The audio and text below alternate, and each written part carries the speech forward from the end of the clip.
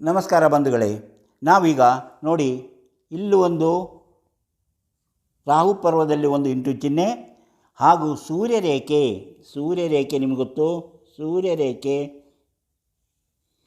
ಇಲ್ಲಿಂದ ಎಲ್ಲಿಗೆ ಮಂಗಳ ಒಂದಕ್ಕೆ ಬಂದಿರಿದರೆ, ಅಂದರೆ ಇಲ್ಲಿಂದ ಸೂರ್ಯಪರ್ವದಿಂದ ಮಂಗಳ ಒಂದಕ್ಕೆ ಬಂದಿದ್ದರೆ ಅವರು ಸೌಭಾಗ್ಯವಂತರು, ಮಿಲಿಯನೇರ್ ಆಗ್ತಾರೆ ಅಂತ ತಿಳಿಯಬೇಕು. ಹೃದಯ ರೇಖೆ ಶನಿ ಬೆರಳ ಕೆಳಗೆವರೆಗೆ, ಹೃದಯ ರೇಖೆ ಶನಿ ಬೆರಳ ಕೆಳಗೆ ಮತ್ತು ಜ್ಞಾನರೇಖೆ ಗಿಡ್ಡವಾಗಿದ್ದರೆ ಹಾಗೂ ಈ ಭಾಗ್ಯರೇಖೆ ಮಬ್ಬಾಗಿದ್ದರೆ ಅವರು ಬಡತನವನ್ನು ಅನುಭವಿಸುತ್ತಾರೆ ಎಂದು ತಿಳಿಯಬೇಕು.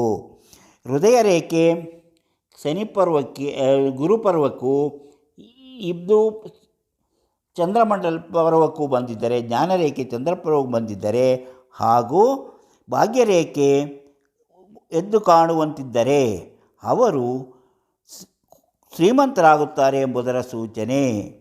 ಆಯುಷ ರೇಖೆ ಚೆನ್ನಾಗಿದ್ದರೆ ಅವರ ಆರೋಗ್ಯವು ಚೆನ್ನಾಗಿರುವುದು, ಅವರ ಇದರಲ್ಲಿ ಹೀಗೆ ಇದ್ದರೆ ಕೆಳಗಡೆ ಇದ್ದರೆ ಅವರು ಸಹ ಶ್ರೀಮಂತಿಕೆಯನ್ನು ತೋರಿಸುತ್ತದೆ.